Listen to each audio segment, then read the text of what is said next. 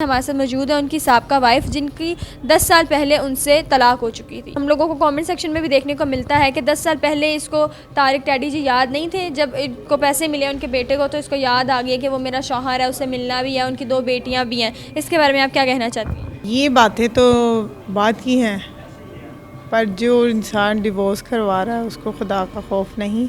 आज हमारे पे कीचड़ उछाल रहा है मीडिया में, खुदा का खौफ नहीं। आज तारिक टैडी साहब का कफन भी नहीं मैला हुआ था, 2 घंटे नहीं हुए तो ये कीचड़ उछालना शुरू कर दिया हमारे ऊपर। मैं तो डिवोर्स भी नहीं चाहती थी, मेरे शब्बास ने मुझे इतना तंग किया हुआ था, उसी ने मेरी डिवोर्स करवाई है। ये मुझे बहुत तंग करता था शब्बास, टैडी जी के भाई।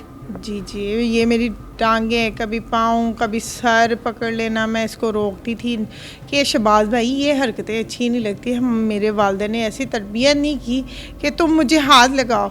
शौहर का हक बनता है, शहबाज का नहीं बनता। फिर मुझे कहता जानू खाना खिलाओ, जानू चाय पिलाओ, पर ये इंसान की नीयत मैंने कामयाब नहीं होने दी। तारिक टैडी को भी बताती थी, तारिक टैडी साहब कहते हैं अच्छा दरगुजर करो घर बचाने के लिए। आखिर ये लड़कियां लानी शुरू कर दी इसने घर में। ये वो इंसान है जो मेरे कमरे के बाहर खड़ा होकर ना दरवाजे में देखता होता था सुराख में से कि क्या करते हैं दोनों मियाँ बीवी। आप देखें कोई देवर ऐसी हरकतें करता है? कोई भी नहीं करता। इन लोगों ने मिलने नहीं दिया उन बच्चियों को। इन्होंने टिकटॉक पे क्या कोई इंसान हमारे पापा से मिला दे, इन्होंने तब भी नहीं किसी ने सुना। क्या इनका हक नहीं बनता? आज वो दुनिया से चले गया, आज उसकी बच्चियों को पूछने वाला भी कोई नहीं है। मैं हुक्मरानों से यही अपील करूंगी, क्या सफ़ा मरवा नहीं आपको नज़र आई थी? तारिक टैडी के 3 बच्चे हैं, उनकी बैंक बैलेंस, प्रॉपर्टी और जो फैसलाबाद में मकान है उसमें भी हिस्सा बनता है सफ़ा मरवा का। आपके दिमाग में आया नहीं कि मैं दूसरी शादी करके अपनी ज़िंदगी बसा लेती? अब तो मुश्किल है। अब तारिक टैडी साहब का भी इंतकाल हो गया, अल्लाह उनको जन्नत फरदौस में आला मकाम दे। अब मेरे लिए बहुत मुश्किल सफ़र है। बहन भाई हैं वो इस टाइम पूरी प्रॉपर्टी बैंक बैलेंस पे कब्जा करके बैठे हैं और खाई जा रहे हैं, या सफ़ा मरवा का उसमें हक नहीं। जो आपके बड़े भाई हैं सोनू, बेशक वो आपके सगे भाई नहीं लेकिन वो आपके भाई हैं, उनको हुकूमत पंजाब की तरफ से इमदादी रकम मिली है 50 लाख रुपए। आप क्या चाहती हैं कि उनमें से कितने पैसे आपको दिए जाएं? बराबर के पैसे मिले? यस।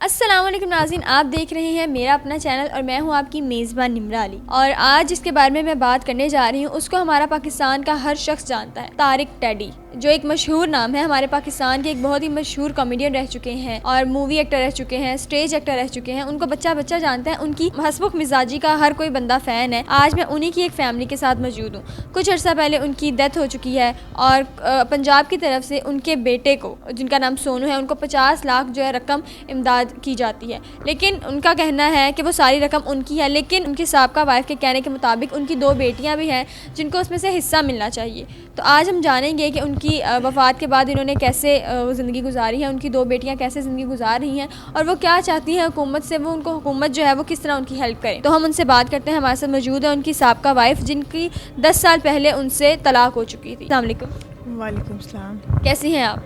मैं ठीक हूँ। अच्छा, मुझे ये बताएं कि 10 साल पहले जो डाइवोर्स हो जाती है, लेकिन जब उनकी डेथ होती है तो आप उनसे मिलने जाती हैं और हम लोगों को कमेंट सेक्शन में भी देखने को मिलता है कि 10 साल पहले इसको तारिक टैडी जी याद नहीं थे, जब इनको पैसे मिले उनके बेटे को तो इसको याद आ गया कि वो मेरा शौहर है, उससे मिलना भी है, उनकी 2 बेटियां भी हैं। इसके बारे में आप क्या कहना चाहती हैं? तारिक टैडी साहब अल्लाह उनको जन्नत फरदौस में आला मकाम दे। ये बातें तो बात की हैं, पर जो इंसान डिवोर्स करवा रहा है उसको खुदा का खौफ नहीं। आज हमारे पे कीचड़ उछाल रहा है मीडिया में, खुदा का खौफ नहीं। 10 साल बाद इसको याद आया था इंटरव्यू देने, तब कहाँ मर गया था ये। आज तारिक टैडी साहब का कफन भी नहीं मैला हुआ था, 2 घंटे नहीं हुए तो ये कीचड़ उछालना शुरू कर दिया हमारे ऊपर। क्या ये मैं वही हूँ जो सफ़ा मरवा को रोडों पे तारिक टैडी से मिलाती थी, फ़ोनों पे बातें करवाती थी, सफ़ा मरवा करती थी डेली फ़ोन अपने बाप से और मिलती भी थी। जुलाई में भी मैं ही लेके आई थी, तब मैंने कोई ऐसी बात नहीं की थी। मैं तो डिवोर्स भी नहीं चाहती थी, मेरे शब्बास ने मुझे इतना तंग किया हुआ था, उसी ने मेरी डिवोर्स करवाई है। डाइवोर्स के बाद भी बच्चे जो हैं वो अपने बाप से मिल रहे हैं, बातचीत कर रहे हैं। वाइफ जो थी वो डाइवोर्स भी नहीं लेना चाहती थी, तो फिर डाइवोर्स हुई कैसे? ये मुझे बहुत तंग करता था शब्बास। टैडी जी के भाई। जी, ये मेरी टांगें, कभी पाँव, कभी सर पकड़ लेना, मैं इसको रोकती थी कि शहबाज भाई ये हरकतें अच्छी नहीं लगती। हम मेरे वालिद ने ऐसी तरबियत नहीं की कि तुम मुझे हाथ लगाओ। शौहर का हक बनता है, शहबाज का नहीं बनता। क्योंकि मैं निकाह करके तारिक टैडी से आई थी कि इसके साथ नहीं, सॉरी, ये गलत नज़र रखने पे पूरा हक था इसका। ऐसे कभी टच करना, कभी हाथ लगाना, कभी सर पकड़ लेना, इसको मैंने हटाना आगे से। मुझे कहता है तुम्हें मैं टिकने नहीं दूंगा। फिर मुझे कहता है जानू खाना खिलाओ, जानू चाय पिलाओ। पर ये इंसान की नीयत मैंने कामयाब नहीं होने दी, क्योंकि मैं अच्छे और मेरे वालिदा ने अच्छी तरबियत की हुई है। मेरा खान सुलझा हुआ है। जाके आप चीचावतनी में जाके जिससे मर्ज़ी पूछें हम कैसे हैं। ये इंसान वो है जो मुझे तंग करने में अखीर करनी। तारिक टैडी को भी बताती थी। तारिक टैडी साहब कहते हैं अच्छा दर गुजर करो, घर बचाने के लिए कितना करना है। आखिर ये लड़कियाँ लानी शुरू कर दी इसने, घर में लड़कियाँ लेके आना शुरू कर दी। उसके बाद तारिक टैडी को मैंने बताया तारिक ये देखें लड़कियाँ लेके आना शुरू हो गए। इसको घर से कई दफ़ा बाहर निकाला। इसने फिर माफ़िया मांग के घर आ जाना। और इसके बाद फिर ये ऐसा था कि मेरे ऊपर इल्ज़ाम लगाना शुरू कर दिया इसने, मैं अब तुम्हें तलाक दिलवा के सांस लूँगा, छोड़ूंगा नहीं। सीढ़ियों से गिराना, कभी इसने मुझे मारने तक आ जाना, सास पान छुरी ऐसे मारने तक भी आता था। ये ऐसा इंसान है, इसको शर्म होनी चाहिए, डूब मरे कहीं कि इसके घर में बेटियाँ नहीं। तो ये वो इंसान है जो मेरे कमरे के बाहर खड़ा होकर ना दरवाजे में देखता होता था सुराख में से कि क्या करते हैं दोनों मियाँ बीवी, क्या बातें करते हैं। तुम्हें इतना शौक था। तारिक टैडी साहब को कहते हैं, तुम्हें बताते हैं। फिर ये ना तारिक के मेरे साथ बैठे हुए तो मुझे कहते हैं अस्मा देखिए ज़रा बाहर कोई है। तो मैंने कहा हाँ है। कहते चल दरवाज़ा खोल। मैं कहा नहीं रहने दो। कहता नहीं खोल। मैंने खोला, जब ये दरवाजे के आगे ही खड़ा था। दरवाजे में क्या देखते हैं, ये पसीने से ऐसे छूटा हुआ और कांप रहा है। हमें देख के इसके रंग उड़े हुए थे। नहीं मैं तो वैसे खड़ा, माफ़िया मांगनी शुरू कर दी। जूठा कुरान पाक उठाने के लिए सज़ा अल्लाह ताला ने दी है, दुनिया में भी और आखिरत में भी। इसने जूठा कुरान पाक उठाया, इसकी जाए देखें इसने उंगलियाँ कटी हुई हैं और टांग भी टूटी हुई है। इसका हक बनता है। आप देखें कोई देवर ऐसी हरकतें करता है, कोई भी नहीं करता। तारिक टैडी जी जब हॉस्पिटल में थे, आपका कहना है कि मैं उनको हॉस्पिटल लेकर गई थी, लेकिन शहबाज जो उनके भाई हैं उन्होंने उनसे मिलने नहीं दिया। वो क्या किस्सा था? अगर मैं आज तारिक टैडी का मुझे पता चला था ना, तो मैंने सफ़ा मरवा को बुलाया और हम मेरे भाई के साथ आई हैं। वो गाड़ी में बैठी थी, मैं गई और मुझे इन लोगों ने मिलने नहीं दिया बच्चियों को। कहना चल निकल लैके बच्चियों को हंसी नहीं मिलन देना। ये कहाँ का इंसाफ है? ये बाप से मिलने आई थी। ये वही सफ़ा मरवा जो रोडों पे फ़ोनों पे बातें करती थी और आज खड़े होके कहते हैं हमने मिलने नहीं देना। और ये वही बच्ची हैं रोड पे तरसती रही हैं अपने बाप के लिए। फिर हम चले गए अगले दिन। ये डेली फ़ोन करती थी, सोनू भाई मेरे पापा का बताओ कैसे है, सोनू भाई ये मेरे पापा की एक वीडियो कॉल करा दो, मेरा बड़ा दिल कर रहा है। तो सोनू ने एक बात नहीं सुनी, हमारे पास मौजूद है उसका रिकॉर्ड भी। इन लोगों ने मिलने नहीं दिया उन बच्चियों को। इन्होंने टिकटॉक पे क्या कोई इंसान हमारे पापा से मिला दे, इन्होंने तब भी नहीं किसी ने सुना। क्या इनका हक नहीं बनता? अच्छा, जो हुकूमत पंजाब की तरफ से इमदादी रकम उनको दी गई है 50 लाख रुपए, उसमें आपका क्या कहना है कि उसमें से इनका भी हक बनता है, इनको भी मिलना चाहिए, कितना मिलना चाहिए, उसके बारे में आप क्या कहना चाहते हैं? जी बिल्कुल, क्यों नहीं मिलना चाहिए। मैं अपनी ज़ात के लिए नहीं लूँगी, मेरी डिवोर्स हो चुकी, मेरा हक भी नहीं बनता। अगर मैं आज मीडिया में खड़ी हूँ ना, तो वो शहबाज हमें मीडिया में लेके आया, मैं खुद नहीं आई। अगर ये कानूनी खर्चे वगैरह भी ले रही थी ना, अदालत का वो पाबंद था, मेरा नहीं पाबंद था और ना ही मेरे वालिद का पाबंद था। वो तारिक टैडी सफ़ा मरवा का पाबंद था। 21,500 10% बढ़ता था हर साल, उसके मुताबिक हम खर्चा लेते थे। आज वो दुनिया से चले गया। आज उसकी बच्चियों को पूछने वाला भी कोई नहीं है। आज उसके बहन भाई इनके सर पे हाथ भी नहीं दिया। जब तारिक टैडी साहब का इंतकाल हुआ, किसी ने इन बच्चियों पे प्यार नहीं दिया, किसी फील्ड वाले बंदे ने भी नहीं प्यार दिया। और मैं हुक्मरानों से यही अपील करूंगी, क्या सफ़ा मरवा नहीं आपको नज़र आई थी? तारिक टैडी के 3 बच्चे हैं, सोनू, सफ़ा, मरवा। आपको चाहिए था अगर तारिक टैडी के बेटे को दिया था ना, तो ये बेटियां भी नज़र आनी चाहिए थी। तो तारिक टैडी जी के बेटे जो सोनू हैं, उनके पास 50 लाख रुपए हैं, उस रकम में इनका जो हिस्सा बनता है वो आप चाहती हैं उनको मिले या ना मिले? जी बिल्कुल बनता है। उनकी बैंक बैलेंस, प्रॉपर्टी और जो फैसलाबाद में मकान है उसमें भी हिस्सा बनता है सफ़ा मरवा का। हम पूरा हक दिलवाएंगे सफ़ा मरवा को। मेरे साथ पूरे पाकिस्तान के अवाम, हुक्मरानों से भी अपील है, प्लीज़ मेरे साथ कोऑपरेट करें, मेरी बच्चियों का हक दिलवाएं। मैं अपनी ज़ात के लिए कुछ भी नहीं लूँगी और मैंने अगर संभाला है ना 10 साल से अपनी बेटियां लेके बैठी हुई हूँ, आगे भी मैं लेके बैठ सकती हूँ। अच्छा, 10 साल पहले आपकी डाइवोर्स हो जाती है, तब आपकी मेरे ख्याल से इतनी ज़्यादा एज भी नहीं होगी, बच्चियाँ भी बहुत छोटी छोटी होंगी, तो तब आपने सोचा नहीं कि डाइवोर्स हो गई है, मैं कैसे अपनी ज़िंदगी गुजारूंगी? लोग घर वाले भी कहते हैं कि दूसरी शादी कर लो इस तरह से, तो तब आपके दिमाग में आया नहीं कि मैं दूसरी शादी करके अपनी ज़िंदगी बसा लेती? नहीं, मैंने, बड़े लोग कहते थे पर मैंने नहीं शादी की। क्यों? बच्चियों को बाप नहीं मिल सकता। जो माँ है वो माँ ही रहती है, ना बाप बन सकता है ना कोई माँ बन सकती है। मैंने अपनी बच्चियों के लिए अभी तक शादी नहीं की है और मैं ही पालती हूँ। जो मैं खर्चा लेती थी अदालत के थ्रू, उसमें फ़ीसें वगैरह देती थी और जो कुछ ऊपर वाला खर्चा वो मेरे वालिद साहब ही करते थे। अब वो शुगर के पेशेंट हैं, वो बीमार हैं, अब तो मुश्किल है। अब तारिक टैडी साहब का भी इंतकाल हो गया, अल्लाह उनको जन्नत फरदौस में आला मकाम दे। अब मेरे लिए बहुत मुश्किल सफ़र है। इन बच्चियों के लिए कुछ होना चाहिए और मैं शादी नहीं करूँगी, इन बच्चियों को पालूँगी। मैं किसी को बच्चियाँ भी नहीं दूँगी, क्योंकि आज मीडिया में कहते हैं हमें दे दे बच्चियाँ। किस हक से दे दूँ?